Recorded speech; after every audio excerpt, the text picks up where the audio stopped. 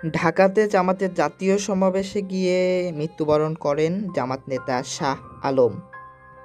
তার কবর জিয়ারতে হেলিকপ্টার যোগে রংপুর আসেন জামাতের আমির ডক্টর শফিকুর রহমান। শিক্ষা উপদেষ্টা এবং শিক্ষা সচিবের পদত্যাগের দাবিতে রংপুরে বিক্ষোভ। এ দাবিতে দিনাজপুর বোর্ড ঘেরাও করে শিক্ষার্থীরা। সারা দেশে শিক্ষার্থীদের দাবির মুখে শিক্ষা সচিবকে প্রত্যাহার করা হয়।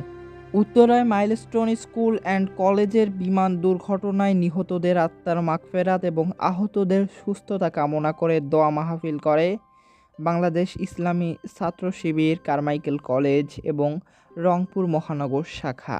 মাইলস্টোন স্কুল অ্যান্ড কলেজের গণিত বিষয়ের শিক্ষক আশরাফুল ইসলাম, তার বাড়ি ভেন্ডাবাড়ি, পীরগঞ্জ, রংপুর।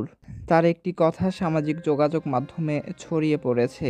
তিনি বলেন, ভাই, আমার বাচ্চাগুলোর ভালো চিকিৎসার ব্যবস্থা করেন, ওদের কষ্ট হচ্ছে অনেক। তিস্তা পার চীনা প্রতিনিধি দল পরিদর্শন করেছেন।